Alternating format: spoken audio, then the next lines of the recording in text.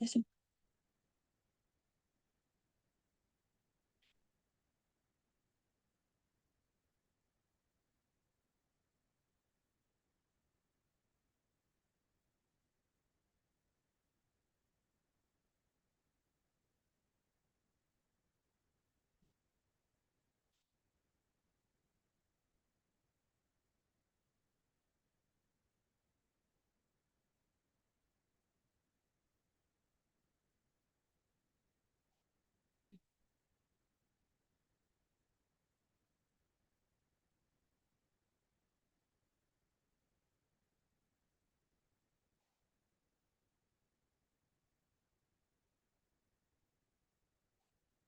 Hola, muy buenas tardes. Les agradecemos su presencia en esta nueva sesión que tenemos preparada para ustedes desde Conaction Salud. Bienvenidos. Sabemos que es un día complicado con el tema del fútbol. Estamos muy contentos en México porque ganamos, pero pues agradecemos su interés en continuar su formación y su capacitación. Antes de darle la bienvenida a la doctora, nada más quiero platicarles un poquito de la misión de Conaction Salud que tenemos con ustedes que forman parte de ese primer contacto de atención que reciben las personas que buscan mejorar su salud. Nosotros sabemos la diferencia que hace esa orientación oportuna, esas herramientas que les puedan facilitar a ustedes la conexión y la comunicación con los pacientes todos los días. Entonces, esa es nuestra misión, por eso hacemos estos eventos, esperemos que les sean de mucha utilidad y bueno, le damos la bienvenida nuevamente a la doctora Cristela Tagle. Bienvenida, doctora, ¿cómo está? Tiene su micrófono apagado. Pero bueno, nada más unas recomendaciones iniciales. Vamos a tener un espacio, evidentemente, para sus preguntas y sus dudas al final, mientras les vamos a pedir, por favor, que mantengan sus micrófonos apagados en lo que tenemos la presentación. Y al finalizar, también les vamos a pedir, por favor, que si ustedes requieren un diploma, nada más nos hagan llegar su nombre completo y el correo va a aparecer en pantalla para que nos lo puedan enviar. Entonces, si les parece bien, vamos a iniciar. Denme un segundito. Listo. Bueno, entonces el título de la sesión el día de hoy es El hambre oculta, 1000 días para prevenirlos. Tenemos a la doctora Cristela Tagle, que ya nos ha acompañado en varias ocasiones, que además nos ha apoyado para hacer estos materiales descargables. Justo tenemos una guía de los primeros 1000 días, que es así, va dirigida a público en general, pero si ustedes creen que es de utilidad para sus pacientes, con mucho gusto se las podemos compartir para que ustedes también la repliquen. La doctora Cristela Tagle, ella estudió carrera de medicina en la Universidad Autónoma de Puebla, pediatría médica en el Centro Médico Nacional Siglo XXI en el IMSS. Su desempeño laboral ha estado en el Hospital General de Puebla como jefe del servicio de pediatría, en el Hospital Infantil de las Californias y Clínica de Lactancia Materna. Asimismo, ha desarrollado múltiples pláticas sobre lactancia materna para personal médico y del área de salud en varios hospitales de la región y actualmente tiene su práctica profesional privada de pediatría y asesoría en lactancia materna. Pues bienvenida, doctora. Adelante, por favor. Muchas gracias por la invitación, espero que les sea de utilidad. Esta información, primero antes de iniciar la plática del día de hoy, me gustaría hacer un breve resumen, un recordatorio de la plática que tuvimos la ocasión pasada, en la que hablábamos acerca de la importancia de tener un buen control prenatal, sobre todo para verificar el crecimiento, el aumento del peso y eso que nos va a permitir ver el crecimiento del bebé. Verificar que la alimentación sea adecuada de la mamá con un adecuado aporte de los micronutrientes y macronutrientes como grasas, azúcares y proteínas. Y la recomendación que les dábamos es que enfocarnos mucho en a la mamá en que es importante el desayuno, que además del alimento que ella toma en cuenta, pues también dentro de esto lo que es el agua y alimentos con fibra son muy importantes y obviamente hay que evitar el consumo de bebidas alcohólicas, alimentos que tengan cafeína y algunos alimentos que comentamos que eran de alto riesgo en una mujer embarazada o lactante. Y obviamente recomendábamos el realizar ejercicios físicos, de preferencia que sea una actividad aeróbica. Ahora sí vamos a empezar la primera diapositiva. Em, La plática de esta ocasión se llama hambre oculta. El déficit de vitaminas se le conoce como hambre oculta y en este aspecto es porque pasa desapercibido. Nosotros enfocamos esta plática en los primeros 1000 días de vida, justo hablando de cuáles son los grupos de riesgo. Eh, Como vemos aquí, los grupos de riesgo son las mujeres embarazadas, las que están amamantando y los primeros 2 años de vida. Si nosotros sumamos la etapa de gestación más los 2 primeros años de vida nos dan los 1000 días de los que estamos hablando como la oportunidad de poder prevenir esta hambre oculta. Según en Sanud, la última encuesta que está publicada, que se realizó en el 2021, la encuesta y publicada en el 2022, reportaba que la prevalencia del déficit de vitaminas es en preescolares 1 de cada 3 y en escolares 1 de cada 4. Es decir, es muy alta el déficit nutricional en micronutrientes. La que sigue. Hablando de específicamente qué micronutrientes, los que reportaban en esa gráfica de EnSalud, básicamente enfocado a tres micronutrientes, que es el hierro, vitamina B12 y la vitamina D. Aquí nada más estoy presentándole los tres grupos más importantes que tomamos en cuenta ahorita, que es de 1 a 4 años, de 5 a 11 y luego las mujeres de 12 a 49, es decir, mujeres en edad fértil. El ácido fólico, debido a que el siglo pasado se hicieron muchos estudios en los que detectaron que la deficiencia de ácido fólico tenía mucho em, ap- em, responsabilidad en los defectos del tubo neural, se tomó una gran iniciativa sobre el aporte de este micronutriente en las mujeres embarazadas. Por eso, en esta encuesta, los datos de déficit pues no se reportaron porque es muy bajo el déficit. Pero lo que quiero presentarles en esta gráfica como importante es, si nosotros nos damos cuenta de estos tres micronutrientes que son el hierro, la vitamina B12 y la vitamina D, en los primeros años de vida, sobre todo las últimas dos, vitamina B12 y vitamina D, no es tan alto el déficit como sucede ya cuando la mujer está en edad fértil. Es decir, aunque los primeros años encontramos que el déficit es menor del 20%, y ya después, en cuanto llega la edad de los 12 años, una mujer, su déficit es muy alto en los tres micronutrientes. Entonces, esto tiene un gran impacto sobre el desarrollo del bebé en esta etapa de embarazo. Entonces, es importante que tomemos en cuenta estos micronutrientes. Vamos a hablar de ellos y de otros más. La que sigue. El primer micronutriente importante, y que eso siempre desde que estudiamos medicina nos hacen mucho énfasis, es en el déficit de hierro. Lo que ocasiona, obviamente, lo conocemos como la anemia ferropénica. Hay otros tipos de anemia, pero la más común en México es la anemia ferropénica.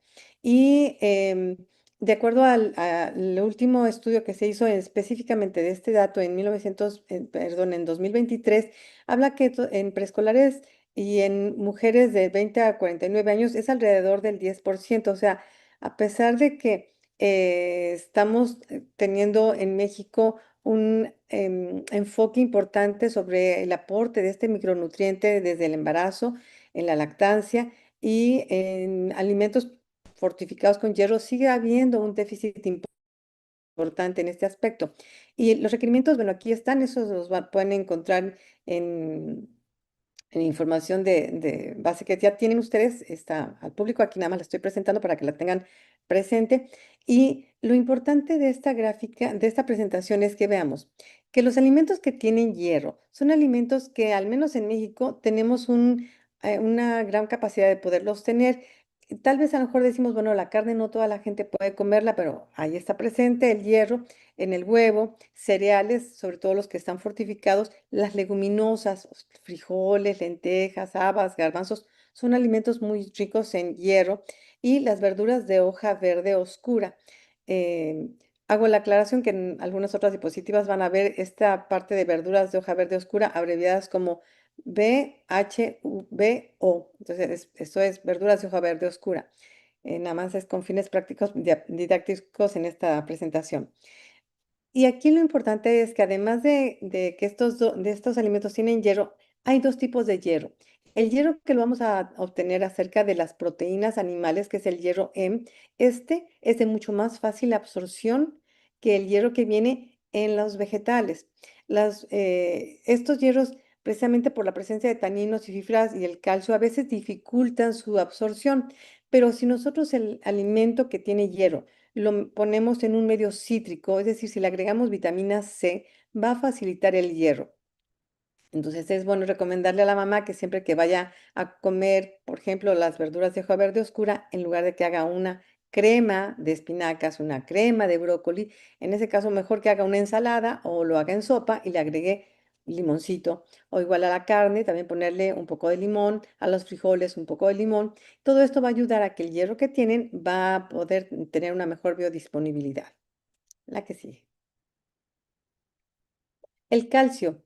em, en el embarazo ya sabemos que es muy importante el aporte de calcio desde por la formación del bebé, precisamente porque el riesgo de raquitismo y de osteomalacia, y también en el periodo de lactancia, porque a veces las mamás una vez que están amamantando pasan a un segundo término su nutrición y la mamá que está produciendo leche, la que está amamantando, se descalcifica muy fácilmente, a pesar de que la lactancia materna ayuda o disminuye el riesgo de osteoporosis. Entonces, eso se puede prevenir si la mamá tiene un buen aporte de hierro. La lactancia materna previene osteoporosis siempre y cuando la mamá tenga un buen aporte de hierro. No hay reporte de prevalencia de déficit de calcio en México. No está, porque precisamente México tiene un buen aporte porque somos un país que comemos mucha leche, ¿no? Tomamos mucha leche, hay muchos alimentos con calcio.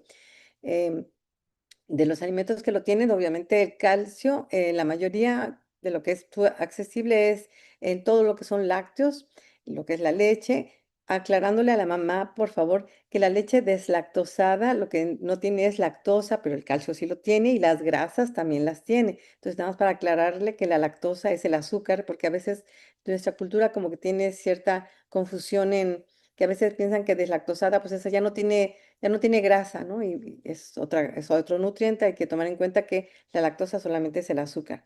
Pero otros alimentos también tienen calcio. Por ejemplo, todos los pescados que se pueden comer las espinas, como las sardinas, verduras también, como el repollo, la col rizada, el hígado, la naranja, las almendras, tienen calcio. Pero en México hay un alimento que lo tiene, no es lo anoté aquí, pero la tortilla de maíz. La tortilla de maíz, por el proceso que en el que se prepara, tiene un buen aporte de calcio. Entonces, siempre hay que sugerirle a la mamá que si quiere comer tortillas, de preferencia que sea tortilla de maíz, porque le va a aportar más calcio que en lugar de la tortilla de harina.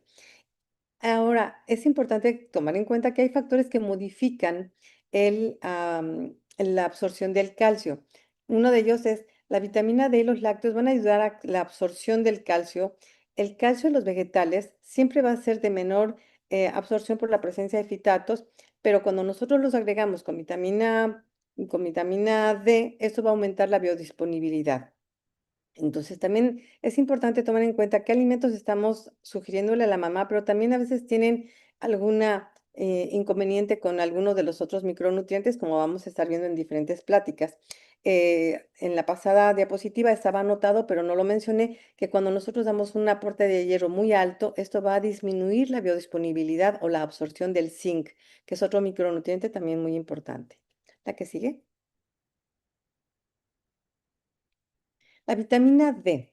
Miren, la vitamina D a partir de la pandemia empezó a tener un reauge muy importante porque se vio que ayudaba mucho, sobre todo al sistema inmunitario, pero también obviamente tiene función en la función genómica y en el desarrollo óseo del bebé.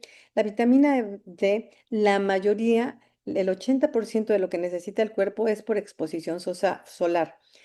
Si nosotros tenemos un buen aporte de alimentos que tienen vitamina D, esto equivale solamente a un 10% de haberse expuesto al sol. Es decir, la verdad es que si yo no me expongo al sol y nada más me dedico a tomar alimentos que tienen vitamina D, esto nada más equivaldría a 10 minutos. Entonces hay que tomar en cuenta que esto es complementario. O sea, sí hay que tomar alimentos que tienen vitamina D, pero también hay que tener exposición al sol.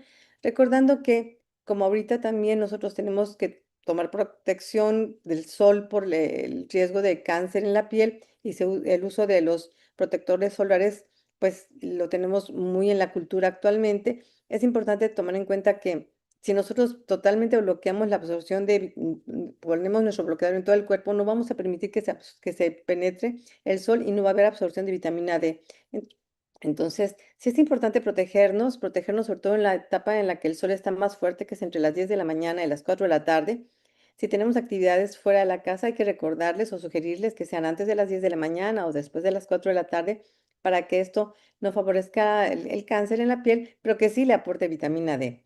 La prevalencia del déficit de vitamina D realmente es poca si lo vemos en los niños pequeños, porque generalmente ellos andan jugando, ¿no? Andan en la calle, están en el recreo. Pero en la población general, el déficit de vitamina D es hasta el 37% y los requerimientos diarios realmente no son muchos y casi son los mismos en toda la etapa. Solamente en el primer año de edad los requerimientos son de 400 unidades y el resto de la población en términos generales son 600 unidades. Excepto solamente en los casos en los que hay déficit de vitamina D, ahí sí el aporte va de 2.000 hasta 4.000 unidades internacionales al día. ¿Qué alimentos tienen la vitamina D? Bueno, la leche, la carne, el huevo, estas proteínas que generalmente consumimos en México. Y esto, la vitamina D se va a absorber mucho mejor cuando nosotros comemos alimentos grasosos. Entonces, si la mamá o el niño va a tomar vitamina D, hay que recomendarle que sea en el momento en el que va a comer una comida con más grasa, casi siempre es al mediodía. Y si nosotros damos vitamina D, pues esto puede disminuir su absorción si nosotros la damos junto con vitamina B12, la que sí. Entonces, la sugerencia es a lo mejor darla por separado del resto de vitaminas. El ácido fólico. Aunque vimos de las primeras diapositivas que la prevalencia del déficit es muy baja en ácido fólico, aquí sí es importante tomar en cuenta algo, que hay muchos factores que disminuyen la absorción del ácido fólico. Dentro de ellos son varios medicamentos, como algunos antiepilépticos, otros medicamentos como metformina, metotrexate, algunos antiácidos, las sulfonamidas, también el tabaquismo, el consumo crónico de alcohol. Por desgracia, el alcoholismo en mujeres jóvenes ha aumentado los últimos años, entonces hay que tomar en cuenta este dato. Como decíamos, la vitamina B12 también en este caso va a disminuir su metabolismo. El ácido fólico es muy sensible al calor, entonces tanto la exposición al calor como la sobrecocción del alimento, si nosotros vemos, por ejemplo, las verduras de hoja verde oscura, a veces se cuecen demasiado. Generalmente las verduras de hoja verde oscura tienen una cocción muy rápida. Si nosotros las coccionamos por mucho tiempo, podemos perder, aunque tenga otros nutrientes, lo que es ácido fólico va a disminuir. Por eso es importante no sobrecocción o cocer de las verduras de hoja verde oscura. Otros alimentos que también la tienen, el ácido fólico, son los frutos secos, las viñas de girasol, bueno, hígado, riñones y las leguminosas, los frijoles. La que sigue. Existen, además, esos son los micronutrientes que vimos al principio, pero también existen otros que son importantes.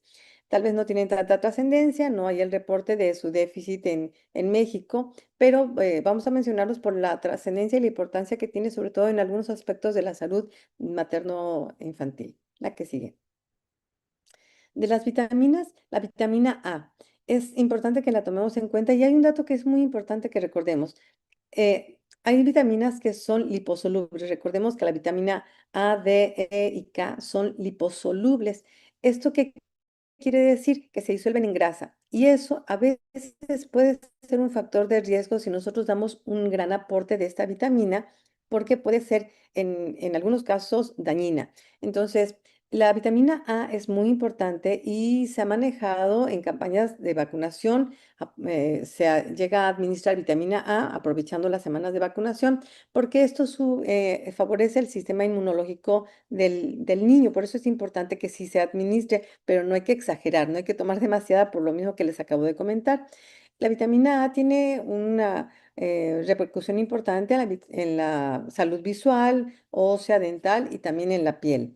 Eh, la vitamina A desde el año pasado también tomó mucho énfasis porque empezó el brote de sarampión, no volvimos a tener sarampión y entonces la vitamina A se ha asociado mucho a disminuir el riesgo de la mortalidad en caso de sarampión y también en los casos de diarrea. Por eso se sigue recomendando administrar vitamina A y muchas veces ustedes se habrán dado cuenta que en las campañas de vacunación se llega a dar vitamina A a los niños. Cuando hay déficit de vitamina A, esto tiene una gran repercusión en la salud materno-infantil. ¿Por qué?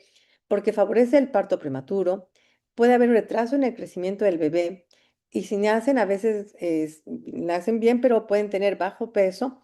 Se puede presentar el desprendimiento de placenta prematuro y esto puede ocasionar, obviamente, aumenta la mortalidad infantil y materna y son factores que si se dan cuenta se pueden prevenir y si esto se puede prevenir a través de administrar una vitamina, pues vale la pena tomarlo en cuenta. Por eso tan importante el control prenatal de la mamá, para que nosotros estemos pendientes que su calidad nutricional sea la correcta.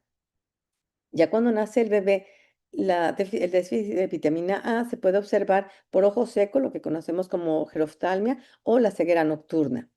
Em, el déficit de acuerdo a ENSANUD es en preescolares del 4.7 y en escolares del 4.3. Realmente es poco, pero si está presente, entonces nosotros tenemos que cuidar los alimentos que estamos aportando la vitamina A. Y aquí vamos a tener dos maneras de aportarlo. Uno que es el retinol, que es la forma activa, la que ya está lista para comerse, para actuar en el cuerpo.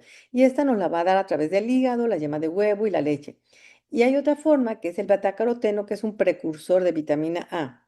Se recomienda en muchos casos preferir, si se van a dar suplementos vitamínicos, que sea con betacaroteno, ya que de esa manera, tomando en cuenta que al ser liposoluble, si nos pasamos de la dosis podría ser tóxica, entonces el betacaroteno lo que va a pasar que es que si lo necesita el cuerpo, se va a metabolizar y se va a transformar en vitamina A y de lo contrario, se va a expulsar del cuerpo. Los betacarotenos están en las verduras de hoja verde oscura, todos los vegetales de color naranja o rojos. Eso es lo que tiene betacaroteno. A veces las mamás piensan que los alimentos rojos como el betabel tiene hierro porque lo ven rojo y la verdad es que el color lo da el betacaroteno. Los requerimientos son de 700 a 900 microgramos y aquí tendríamos que agregar en caso de embarazo 70 microgramos y en caso de lactancia, obviamente por la importancia de la lactancia, serían 600 microgramos al día. La que sigue. La vitamina C o ácido ascórbico es muy importante y también esta se toma en cuenta mucho para el periodo de invierno, para subir el sistema inmune y prevenir, pero sobre todo tenemos que tomar en cuenta que hay otros factores en todo el año que son importantes de la vitamina C, como es todo lo que tiene que ver con la cicatrización y el tejido conectivo. Y también, si recordamos la diapositiva cuando vimos lo del hierro, la vitamina C va a ayudar a la absorción del hierro. La deficiencia de vitamina C pues ocasiona el escorbuto, que ya actualmente es poco frecuente, pero sí es importante tomarlo en cuenta. Y los alimentos que lo tienen pues son todos los alimentos cítricos, el jitomate, el brócoli, los pimientos. Siempre la vitamina C hay que darla de preferencia en los alimentos que sean más crudos y no tan cocidos porque el calor sí interviene con su biodisponibilidad. Entonces, pero es raro nosotros que pongamos a cocer un cítrico, pero de todas maneras hay que tomar en cuenta esto. Los requerimientos son de 75 miligramos y solamente si está embarazada o está amamantando, aumentaríamos esta cantidad precisamente por los requerimientos de la mamá en ese momento. La que sigue. El zinc. Hace rato les comentaba que si aportamos mucho hierro, damos dosis muy elevadas de hierro, esto va a disminuir la biodisponibilidad del zinc. Y el zinc es un microelemento que en las últimas décadas ha tomado mucho énfasis, sobre todo porque se ha visto que tiene mucho que ver en el sistema inmune, en la síntesis proteica, y esto ha ayudado a disminuir la prematurez. Entonces, según en Sanud, el déficit en menores de 5 años es de 3.3, realmente de 3.3%. Realmente es bajo el índice, pero sí es importante tomar en cuenta que hay que observar que se estén dando alimentos que tienen zinc, como lo que son carnes rojas, aves, los alimentos fortificados y los frutos secos, que son los que tienen zinc. Hay que tomarlo mucho en cuenta por lo que comentábamos del sistema inmune. Los requerimientos varían mucho, son En los menores de un año de 5 miligramos, de 1 a 10 años son 10 miligramos y en mayores de 10 años pues realmente varía un poco, que es de 12 a 15 miligramos si es hombre o mujer. Entonces la verdad es que no se reporta un déficit importante, pero sí es un micronutriente muy importante para el sistema inmune. Entonces a veces cuando nosotros vemos que el paciente tiene o la mamá tiene como baja sus defensas y queremos aumentarlo, hay que observar si tendríamos que darle un suplemento que tenga allí zinc para que le ayude a su sistema inmune. La que sigue. El magnesio. El magnesio ayuda en la síntesis proteica, en la conducción neuromuscular y en la homeostasis mineral ósea.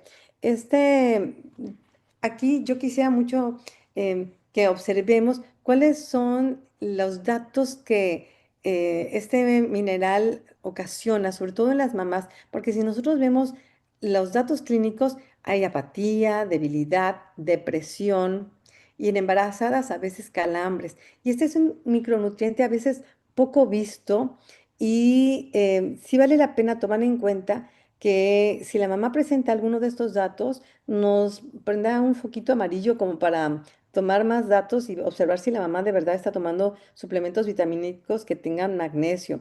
Los requerimientos son de 300 miligramos en las embarazadas y en las que están amamantando de 285, pero en las mujeres que están embarazadas y son adolescentes, habría que aumentar de 10 a 15 miligramos respectivamente. Es decir, si está embarazada, es una adolescente embarazada, aumentaríamos a 310 y si es una mujer que está amamantando, digo, perdón, aumentaríamos 30% porque es 30 miligramos porque es el 10% y en la lactante, en lactante adolescente aumentaríamos un 15%.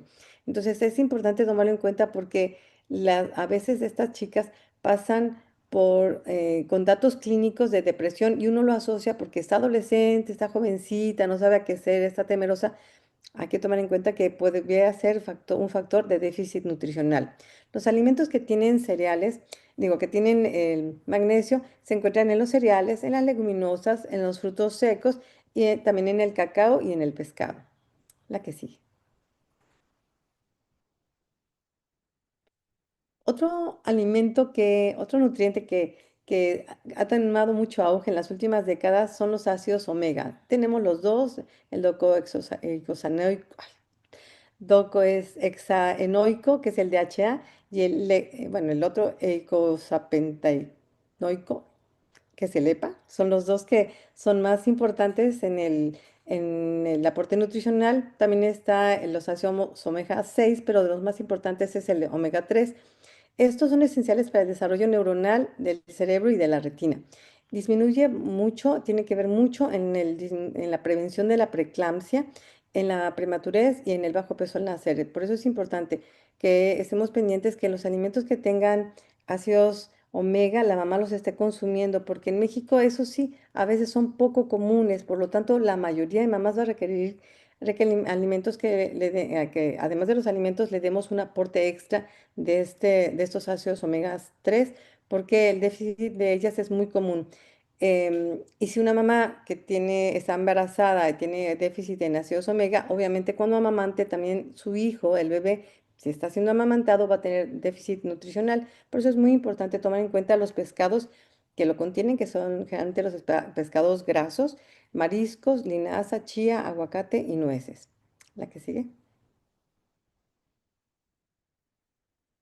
Y viene el complejo B, que son muchas vitaminas. La más importante es la vitamina B12, porque esta vitamina B también, vitamina B12 también tiene que ver con anemia, la anemia megaloblástica. eh, la anemia, pero importante que a veces no nada más la anemia puede estar dada por déficit de hierro, sino también puede ser por déficit de la vitamina B12.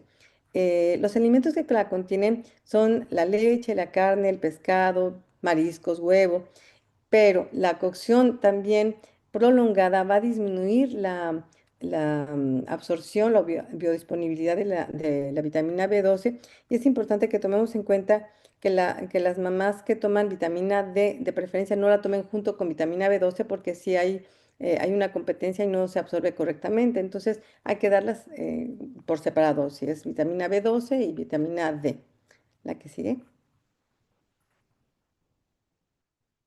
Las otras vitaminas que están en el complejo, no hay una medición de su déficit, pero sí para nada más tomarlos en cuenta. La vitamina B3, que su déficit va a ocasionar la pellagra, la riboflavina, que es la vitamina B2, también esta ayuda mucho para el desarrollo, el metabolismo de la piel, mucosas y córneas. Cuando una mamá se queja mucho o la vemos a la hora de explorarla, que tiene su queilosis, tiene estomatitis, además puede presentar malestar en la vista, fotofobia o cataratas, pudiera ser que tenga déficit de vitamina B2. Por eso es importante de explorar bien a la paciente. Hay datos que pueden pasar desapercibidos y a la mamá embarazada es importante el aporte por todas las consecuencias que tiene en el desarrollo del bebé. Entonces, la vitamina B12, acuérdense, si vemos que tiene resequedad, preguntarle a la mamá si hay algún otro dato, observarle y verlos si está tomando suplemento de vitamina, si no, para dárselos. Los alimentos que tienen vitamina B, pues bueno, toda la vitamina, el complejo de vitamina B prácticamente viene en lo que es la carne, la leche, el huevo, las verduras de hoja verde oscura y las leguminosas. ¿La que sigue? La tiamina, esta vitamina también ayuda para el desarrollo neuronal y puede ocasionar, cuando hay déficit de esta vitamina, puede ocasionar hiperemesis gravídica.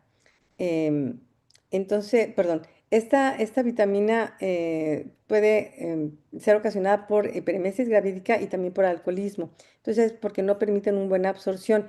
La vitamina B1 o tiamina está igual en los alimentos que les comenté hace rato, que es prácticamente en todos, es muy sensible al calor, pero también hay otro dato. La vitamina B1 o tiamina es una vitamina que va a ayudar mucho para evitar las picaduras de mosco, justo porque a la hora que cuando una persona toma vitamina B1, uno como ser humano no lo percibe, pero los mosquitos no les gusta ese aroma. Entonces, en los lugares donde hay mucho mosco, también es recomendable a las mamás darle un buen aporte de vitamina B1 porque, o complejo B en general, pero sobre todo a las que tengan vitamina B1, para que les sirva como repelente para mosquitos.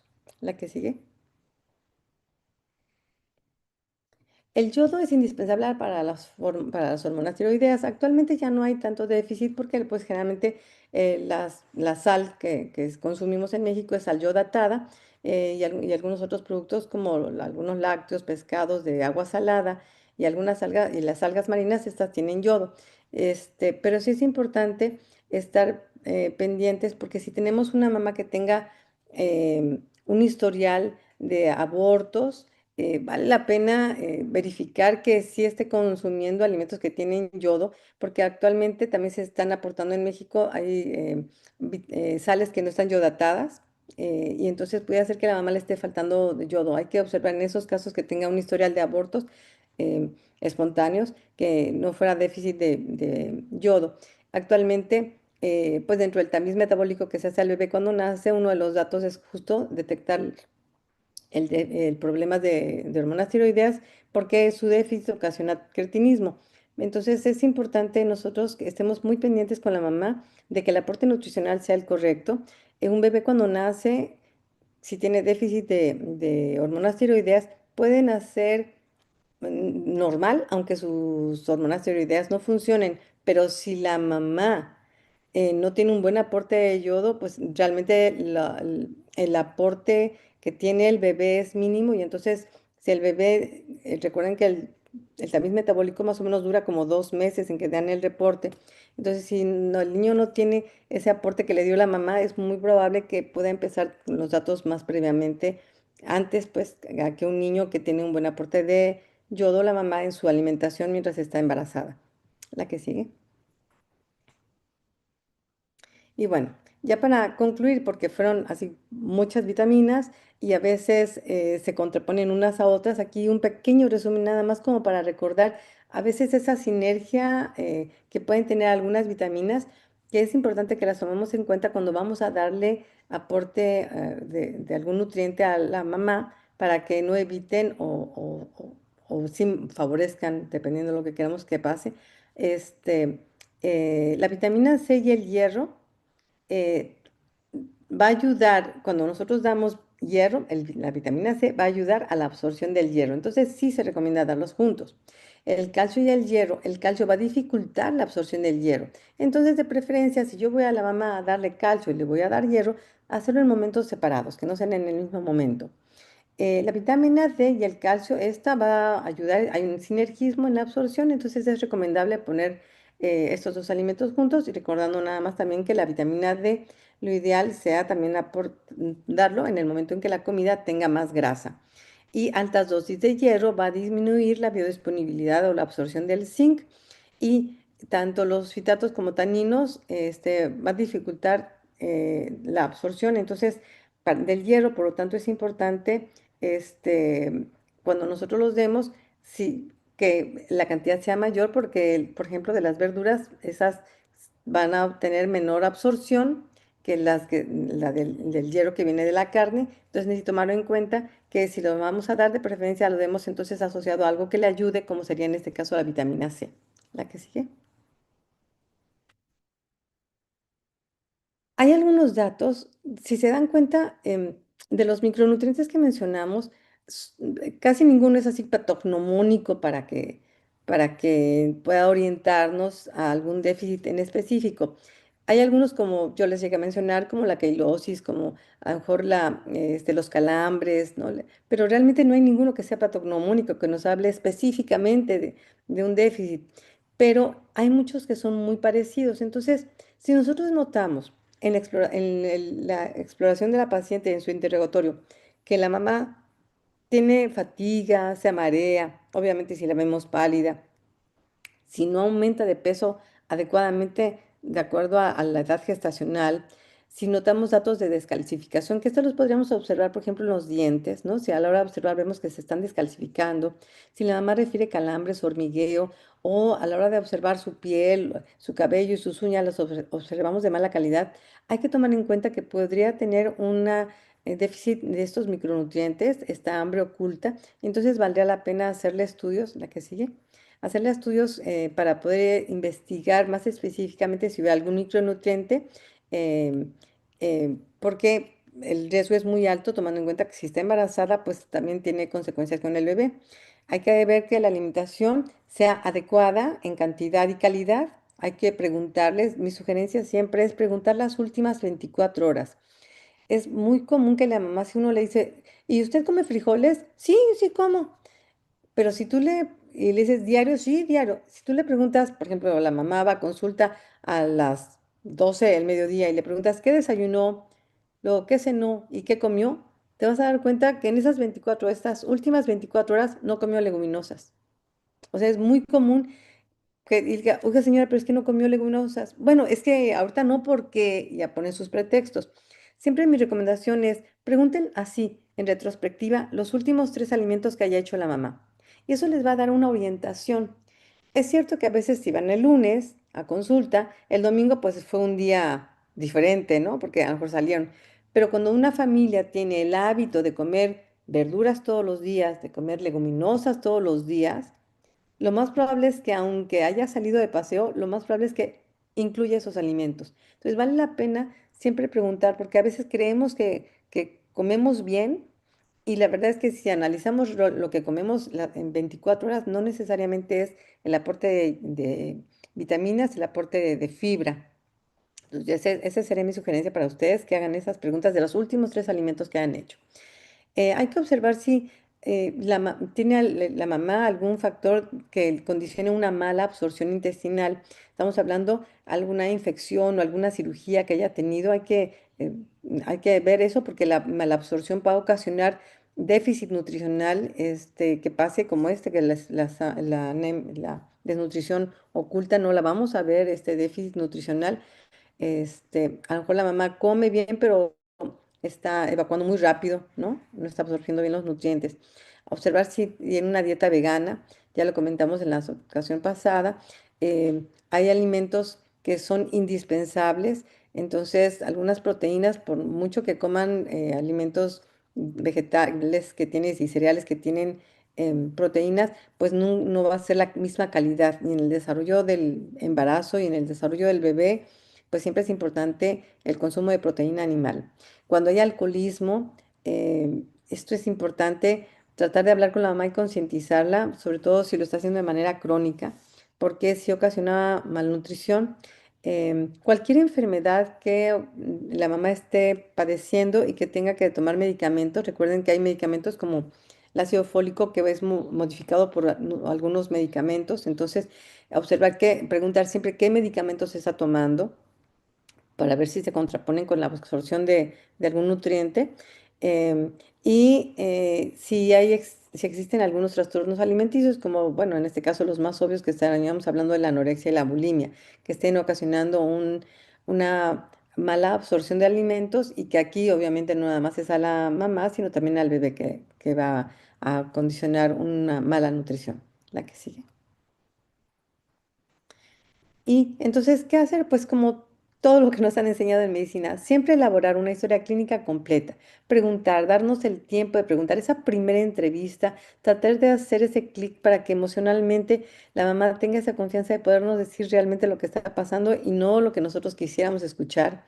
Ver si obtiene ella pertenece a algún grupo vulnerable de déficit nutricional, si existe algún factor de riesgo que le está condicionando algún problema nutricional, observar, como comentamos en las primeras pláticas, de si existe por cuestión cultural algún trastorno alimenticio, bueno, alguna modificación en su alimentación por cuestión donde vive o por la incapacidad de poder recibir algunos nutrientes. Verificar si donde está viviendo en ese lugar a lo mejor está muy lejano y no tiene acceso a los nutrientes, para poder aportarlos de otra manera o darles opciones diferentes. Y ya cuando la exploremos, pues tratar de identificar estos pequeños detalles que no nada más verla así a grosso modo y enfocarnos nada más en el bebé, sino verla a ella como paciente completa desde el cabello hasta las uñas, verla toda. Pasan muchas veces desapercibidos. La mujer en general en nuestra cultura mexicana, siempre ella se pone en segundo término a lo que esté. Siempre es primero el hijo, primero el esposo, primero la mamá. O sea, ellas siempre se ponen en segundo término, no se toman en cuenta que si yo, como les digo a las mamás, si es que si tú estás mal, tu bebé va a estar muy mal. Si tú estás bien, tu bebé va a estar muy bien.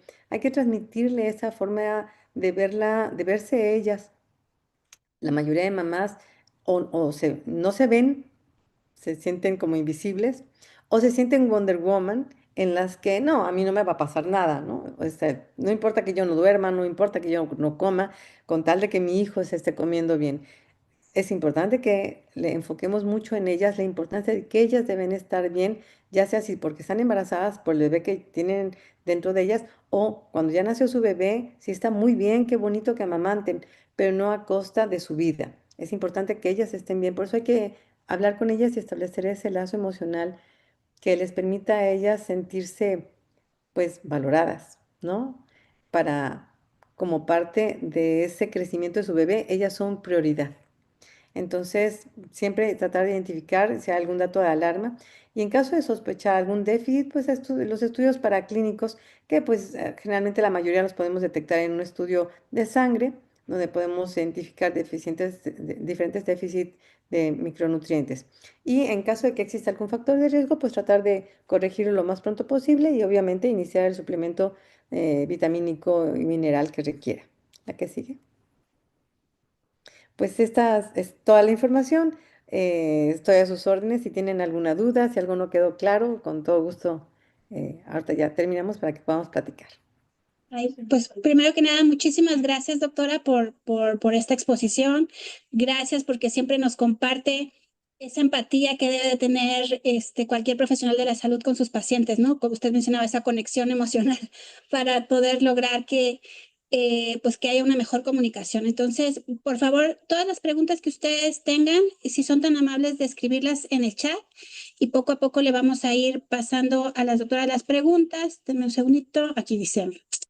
La primera, Paulina, nos dice, si la paciente en lactancia presenta una hemoglobina de 10, ¿cuál es el primer paso que podemos hacer para corregirlo? Primero, lo más seguro es que está comiendo mal. O sea, lo más seguro es que está comiendo mal. Entonces, lo primero que hay que hacer es verificar qué está comiendo, hacer la modificación y obviamente, pues darle aporte de hierro. pero de nada va a servir si yo le doy aporte de hierro, si yo le doy un suplemento de hierro, si no corrijo el factor primario, que la mayoría de veces es porque no está teniendo el aporte nutricional. Obviamente, pues identificar si existe algún otro factor de riesgo, algo que le esté haciendo sangrar, por ejemplo, que esté perdiendo sangre por algún otro motivo y que no se esté dando cuenta. Entonces, pero lo primero es, chequen, les digo, pregunten esas últimas 24 horas qué comió.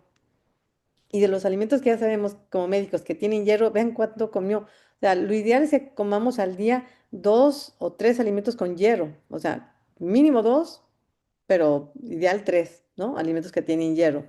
Eh, digamos, que es la carne, toda la carne roja, todas las verduras de hoja verde oscura y las leguminosas, ¿no? Son los tres grupos en general, digamos. Pero aquí también voy a comentar algo más. Aunque sabemos que la carne nos aporta hierro, muchas veces la mamá lo que come es pechuga de pollo y sí come carne, pero la pechuga de pollo no tiene hierro. Entonces, mejor sugerirle a la mamá, si le gusta tanto el pollo, que coma pierna o muslo, porque la pierna y el muslo es la que tiene hierro. Incluso yo les comento, y con eso muchas veces las convenzo, porque yo les digo, mire, usted se ha puesto a cocer la pechuga, aparte de la pierna y el muslo, ¿qué pasa con el caldo cuando se enfría? La de la pechuga queda toda aguada y el otro queda gelatinoso porque tiene grenetina. Eso le va a ayudar para sus uñas, para su cabello, para las articulaciones. O sea, es mucho más nutritivo la pierna y el muslo por todo lo demás que tiene. Y en este caso, hablando de la pregunta que hicieron, pues es la que tiene hierro. La pechuga no tiene nada de hierro. Muchas gracias, doctora. Nos preguntan estrategias para pacientes que tienen, Diana, perdón, nos pregunta estrategias para pacientes que tienen muchas náuseas y no toleran justo carnes ni huevo. Ok, eh, la vez pasada ya comentábamos, sí, tratar de comer un poco más en frío, ¿no? No tan calientes las cosas, em, y en pequeñas cantidades, y a veces mentalizarse, ¿no? Mentalizarse qué es lo que me gustaría comer, empezar como a autoconvencerse, y sobre todo eso que no, que sean en pequeñas cantidades, básicamente. Y obviamente, pues, ya si hay algún alimento en específico, pues evitar todo lo que a ella, nada más de pensarlo, le esté dando ganas de vomitar. Ok. Nos pregunta Claudia, para establecer las calorías del plan de alimentación, ¿se recomienda usar el peso deseado, contemplando el peso que debería aumentar de acuerdo al mes de gestación? Sí, lo comentamos la vez pasada. Sí, siempre es de acuerdo al peso deseado, así es. Ok. Y por acá están escribiendo más preguntas. Doctora, siempre se ha mencionado a veces que un bebé gordito, o sea, tenemos en la cultura mexicana eso de que del bebé gordito está saludable o qué bonito, pero al mismo tiempo hay un serio problema de obesidad infantil que empieza pues desde los primeros años y los hábitos, ¿no? Que hay en casa. Entonces, ¿cómo puede el médico orientar a la mamá sin que la mamá se sienta atacada al cómo ir cuidando el peso del bebé y del pequeño, ¿no? Sí, pues aquí, bueno, gracias a que la publicidad en los medios se ha manejado mucho sobre la obesidad, es como que ya está penetrando un poco más ese hecho de que no necesariamente porque esté gordo un niño está sano. Aquí lo que yo les comento, hay dos, ahora sí que tenemos que partir de dos, los niños amamantados y los no amamantados, porque es bien diferente. Un niño amamantado puede ser que los primeros 6 meses esté incluso más gordo que los niños no amamantados. A diferencia de los otros, los niños amamantados, aunque tengan aumento de peso mayor que los otros bebés y se vean súper gordos, una vez que empezamos las papillas, empezamos a dar papillas, al año de edad el bebé ya está delgado porque todo eso que subió no le queda, o sea, lo va metabolizando. Incluso se han visto factores de protección de obesidad hasta la adolescencia por haber sido amamantado. Entonces, el ser amamantado es otro rollo. En los bebés que toman fórmula, aquí es bien importante la cultura de no dar de más de lo que el médico le haya dicho, porque a veces la mamá, por cuestión de que tiene presión social, genéticamente ve uno al papá, a la mamá y son delgados, ¿no? y el bebé es delgado, pero la presión social, ay, es que está muy flaquito, y le empiezan a meter más comida, entonces esto ocasiona la obesidad. Aquí comentarle a la mamá, sobre todo si en los antecedentes, a la hora de estudiar la historia clínica, encontramos que tienen diabetes, hipertensión familiar, y pues decirle a la persona, si usted desde este momento ayuda a que su bebé, a su hijo, tenga una buena alimentación, está previniendo que de adulto desarrolle esas enfermedades, la diabetes, hipertensión. ¿Por qué? Porque genéticamente hay predisposición y si nosotros le ayudamos a tener una buena nutrición, el niño va a estar bien. Aquí lo importante es, con gráficas de crecimiento, ir viendo cómo va creciendo el bebé. Como ya le digo a las mamás o a los papás, una gráfica de crecimiento no nos sirve para saber si está gordo un niño, porque lo gordo se nos ve. O sea, si yo tengo sobrepeso, no necesito pesarme para saber si estoy gordo, porque me veo gordo, estoy gordo. Pero la gráfica nos sirve sobre todo para ver la velocidad de crecimiento. A lo mejor en este momento mi hijo tiene nada más un 10% de sobrepeso, pero si lo veo en 2, 3 meses y ya tiene un 15% de sobrepeso, lo más probable que en un año el niño ya esté llegando a la obesidad. Entonces, es importante en este caso ir viendo que el niño vaya creciendo de acuerdo a gráficas de crecimiento donde lo comparen a ese niño con él mismo en relación a niños sanos. Y la otra es, pues ni modo, si yo veo que veo a los papás con sobrepeso, pues lo que voy a hacer es hacerle estudios al niño, porque me ha tocado ver pacientes que llegan de primera vez obesos y a lo mejor el niño tiene 4 años y ya tiene el colesterol alto. Es un niño de 4 años y es porque el niño está comiendo lo que comen los papás. Entonces, a veces no, como pediatras nos cuesta mucho trabajo como ver que un niño pudiera tener esas alteraciones nutricionales, pero si familiarmente tiene una mala nutrición, si los papás comen mal, seguramente el niño va a terminar comiendo mal. Por eso en las primeras pláticas, en la primera y lo comentamos creo que en la segunda también, comentamos acerca de la importancia de la educación en la nutrición, enseñar a comer bien a la mamá, porque si los papás comen bien, cuando nace ese bebé, el bebé va a comer bien igual que los papás. Pero si yo no me enfoco en ayudar a que los papás, hablo como pediatra, si yo como pediatra nada más me enfoco en el bebé, a lo mejor el primer año de vida va a estar muy bien, pero si los papás yo los veo gordos y yo no hago nada, no les comento nada a ellos porque modifiquen la alimentación, una vez que cumpla el año de edad, que ya va a empezar a comer casi lo que comen los papás, al rato el niño va a estar obeso. Entonces, aquí sería como hablar con ellos acerca de las consecuencias.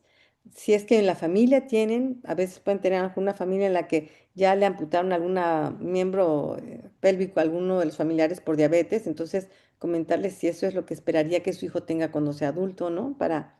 Pues para modificarlo. Y ellos mismos, si yo los veo gordos, yo sí les digo a los papás, es que si usted no se cuida y le pasa algo, el día de mañana, ¿qué va a pasar a su bebé solito con uno de los papás? ¿No? Entonces, cuando haces eso, los papás dicen, ay, no, pues yo no quiero que se quede mi hijo sin papá o sin mamá. Entonces, asumo yo la responsabilidad de empezarme a cuidar. Y yo creo que esa sería la mejor manera, explicarles la importancia de ver el crecimiento de los niños y la otra, convencerlos a ellos de que ellos estén cambiando, porque si los papás no cambian, el día de mañana el niño va a terminar con obesidad igual, lo más probable. Muchas gracias, doctora. Paulina nos pregunta, en paciente femenina que se entera que está embarazada y se le encuentra un tumor de células gigantes, ¿el primer paso es no darle vitaminas o en ese caso qué puede realizar? Yo sugeriría que interconsultara a su ginecólogo porque no tengo ni la menor idea. Ok. La verdad. O sea, no voy a contestar algo que no es mi área, no tengo la menor idea. Que tendría que ser el oncólogo, ¿no? Sí, El oncólogo. Ok. Y luego, en pacientes embarazadas, por ejemplo, que toman antidepresivos, ¿la suplementación sería la misma o hay que prestar atención en algún específico?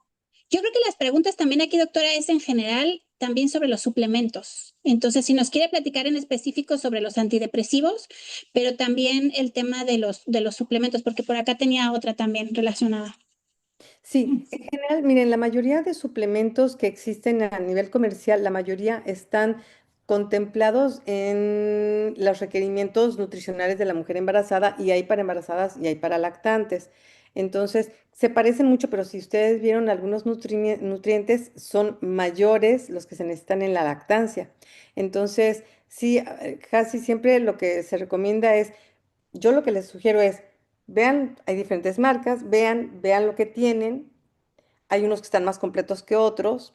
Hay otros, por ejemplo, dependiendo las necesidades que tengan, de acuerdo a lo que vean clínicamente, la cantidad, si tiene, yo veo que la mamá tiene, por ejemplo, este, Keilosis está con sus resequedad aquí en la boca, y pues a lo mejor buscaría uno que tuviera más bien betacarotenos para que absorba todo lo que tiene que no sea vitamina A o retinol, para que no se intoxique, pero que sí absorba su cuerpo lo que necesita. Si veo que tiene calambres, pues entonces daría uno que vea que tenga un poquito más de magnesio. Entonces, valdría la pena más bien verificar porque hay muchísimos, muchísimos. Y la otra es, pues también salen muchas marcas patito. Entonces, valdría la pena siempre tomar en cuenta que no todo lo que se vende, eh, pues es de buena calidad. Y yo sugeriría pues siempre tratar de, por lo menos en lo que es embarazo y lactancia, sí asegurarnos que sean suplementos de buena calidad que les permitan una buena absorción. Si pueden conseguir algunos que sean de origen vegetal, pues todavía mucho mejor porque eso se va a absorber mejor. Preferir los que tienen betacaroteno en lugar de que tengan retinol o vitamina A como tal. Em, y pues de los que vimos que se contrapone, pues a lo mejor que darlos por separado, ¿no? Entonces, básicamente sería eso, y pues sí, la calidad, porque yo no sé qué tan buenos son los de la marca Simi, ¿no? Pero es que Simi ha sacado de todo. Entonces, pues más bien buscar alguno de buena calidad y de acuerdo al dato clínico que tengan, pues a lo mejor preferir ese que tenga una mayor cantidad. Sería como la recomendación en general. Y de medicamentos, lo que comentaba sobre todo el ácido fólico, ¿no? Verificar todos los medicamentos, si nosotros vamos a los libros, al PLM, ¿no? Que conocemos sobre las interacciones con medicamentos, pues ver si ese medicamento que me prescribió el médico o estoy prescribiendo se contrapone con algún nutrimento, ¿no? Y tratar de preferir otro. O en ese caso, pues a lo mejor dar un suplemento aparte si sé que lo tengo que dar y este va a disminuir la absorción, la disponibilidad del ácido fólico, pues entonces dar uno que tenga un mayor aporte de ácido fólico para que contrarreste ese riesgo, ¿no? Pero tampoco me puedo pasar, o sea, sería cosa de estar vigilando al paciente y ver, porque o sea, es muy amplio, ¿no? Hablar así como de todos los medicamentos, tendría que ser uno por uno, y en el PLM siempre vienen las contraindicaciones y las interacciones con otros medicamentos, ahí lo podrán revisar. Gracias, doctora. Y bueno, en particular en la sesión anterior, que ya les pasaron por ahí el link para la sesión anterior y esta, normalmente nos hemos referido a los primeros 1000 días, ¿no? O sea, los niños de 2 años. Pero aquí nos preguntan, los pediátricos adolescentes de 13 15 años, que además ya sabemos, todos los que tenemos adolescentes cerca en casa, comen lo que quieren. Entonces, pero aquí en particular, que tienen bajo peso, presentan náuseas y vómito al despertar y suelen no querer desayunar. ¿Qué suplemento podría sugerir? No, ahí no es cuestión de suplementos, ahí no es cuestión de suplementos. Híjole, el tema del adolescente es bien complicado porque nos estamos enfrentando a una etapa en la que el chico quiere ser ya independiente y cree que puede ser, y quién sabe qué tantas cosas tenga que le dicen sus amigos, sus compañeros, ¿no? Digo, porque por ejemplo la anorexia y la bulimia, pues de verdad que es muy fuerte a veces, ¿no? Entonces, pues habría que más bien investigar qué está pasando. Podría ser otra depresión, cuestiones de depresión. Y la otra que es que yo diría que yo creo que es la más común, que podría ser la más común y la menos grave relativamente, que es una mala educación. Y me refiero a una mala educación en que estén mal educando los papás a los hijos, me refiero a que como es una etapa en la que no queremos estarnos peleando, y aunque yo de chiquito le haya enseñado a que tenía que desayunar bien antes de salir para irse a la escuela, empiezo ya a soltar un poquito y entonces él deja de comer se malpasa, pudiera ser que en la noche se desvela, esté comiendo porquería y media, tenga una gastritis por alimentos chatarra que esté comiendo y claro que en la mañana cuando amanece con ese ayuno que tuvo, con la acidez del estómago, claro que no tiene ganas de comer, ¿no? Entonces, y puede ser que tenga náusea. Entonces, pero si ese chico se va sin desayunar, se hace un círculo vicioso, ¿no? Ese mismo ayuno le condiciona más acidez, el estrés que llega a la escuela y a lo mejor que no terminó el trabajo o no llevó algo, se estresa o que el amiguito, la amiguita, la novia o la que le gusta, lo que fuera, cualquier motivo es de estrés para la etapa de adolescencia. Entonces habría que verificar primero qué está pasando emocionalmente con él. Eso sería yo lo que recomendaría antes de dar un suplemento. Miren, yo no soy de la idea, muchas veces los pacientes me dicen, el niño está comiendo mal, doctora. ¿Me puede recomendar unas vitaminas? No. O sea, no, porque si le recomiendo unas vitaminas, a lo mejor estimulo a que, o me dicen, ¿me podría dar algo para que coma más? Pues no, porque si le doy algo que coma, el niño come mal y le doy un suplemento, un estimulante del apetito para que coma más, pero eso más que come, lo come mal, no gano nada. Mejor, come poquito, modifico la calidad de los nutrientes, que ya vimos en las otras pláticas, que tenga una buena alimentación, a lo mejor come poquito, pero eso mismo va a ir estimulando. Ya que él modificó la calidad de los alimentos, ahora sí le doy un suplemento para que aumente que coma, pero que coma bien. Porque si yo voy a aumentar que coma y que coma mal, como está comiendo, coma mucho alimento chatarra y lo que voy a hacer es que coma más alimento chatarra, pues no le veo ningún caso. Si ya está comiendo bien, por ejemplo, hay una etapa entre, digo, no es parte de la plática, pero lo voy a decir extra. Entre los 2 y 4 años de edad, los niños no comen, no les importa comer. Los primeros 2 años, sobre todo el primer año, lo que más le importa es comer. Entre el 1 y 2 está así como que sí me importa comer, pero pues apenas ya estoy explorando el mundo. Pero a los 2 años ya encontré el mundo y lo quiero explorar. La comida sé que está segura, no me importa comer. Y no comen. Come un día bien y 4 mal. Pero eso es normal, por eso es importante ver la curva de crecimiento. Ahí lo que se hace simplemente es establecer horarios de alimentación, porque lo más común es que no desayunó, y no desayunó, pues tómate tu vaso de leche. Y a la hora se toma su vaso de leche, al ratito pues le da hambre, agarra una granola, nutriente o nutritiva o lo que fuera. Llega la hora de la comida, no, no quiere comer. Y como no comió, pues dale otro vaso, aunque sea un vaso de leche que se fuera. Entonces el niño termina comiendo 5 vasos de leche al día y no come. Y no va a comer, ¿por qué? Porque está tomando pura leche. Se está llenando de puros alimentos que compensan ese apetito que tiene a deshoras. No, lo que hay que hacer es educarlo en los horarios de alimentación. Estoy hablando ya de un niño mayor, ¿eh? Estoy hablando de niño después de los 2 años.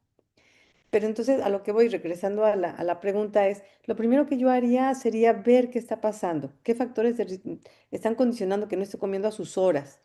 Ver sobre todo en esta etapa de adolescente que sí existen muchas presiones, de verdad. Ahorita los papás que tienen chicos en pubertos o adolescentes están pasando una etapa difícil y la van a pasar peor los que vienen porque es una etapa en la que se ha empoderado al chico como para poder hacer lo que quiera y los papás están teniendo miedo de educar. O no les importa, ¿verdad? Porque en lugar de educar, Juanito, deja eso. O sea, ya las mamás no están atentas a los hijos. Digo en general, ¿eh?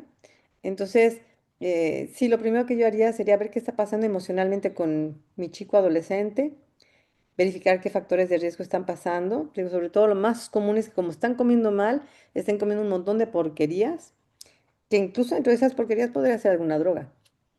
Entonces habría que Ok. estar muy pendiente de eso, antes de quererle dar un suplemento.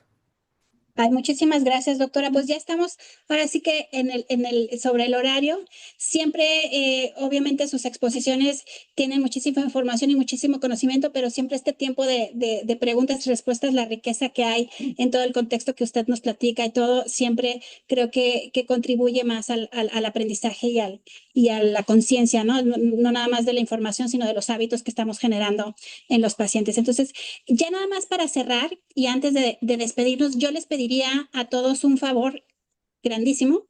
Su retroalimentación es muy valiosa para nosotros. Entonces, aquí van a encontrar una encuesta en este código QR. Lo único que tienen que hacer, ya saben, es tomar la foto, le dan clic al link que viene ahí y hay una encuesta de solo 4 preguntas Eso nos ayuda a nosotros para ir mejorando el tipo de sesiones y el tipo de herramientas que les vamos a estar presentando en este proyecto de Conexión Salud. Igual aquí abajo, pero también lo tienen aquí. Si les interesa su diploma de participación, por favor escriban a este correo que tienen aquí abajo, contacto@conaccionsalud.org, con el nombre tal y como quieren que aparezca en su diploma, y se les regresará a ese correo desde donde nos lo escriban. Entonces, pues doctora, ¿algún mensaje final que quiera dejarnos ya para cerrar la sesión? Pues nada más que asumamos que cada paciente puede ser parte de nuestra familia, hagamos con nuestros pacientes lo que haríamos con nuestra familiar y pues recordar que la mamá que está esperando un bebé tiene otra vida adentro y hay que ayudarlos, hay que tengan confianza y que pues valoren su vida y valoren la vida de sus pacientes, de su bebé, el que nace. Nada más. Muchísimas gracias y muy buenas tardes a todos. Que pasen un muy buen fin de semana que ya está cerquita. Entonces, gracias. Gracias.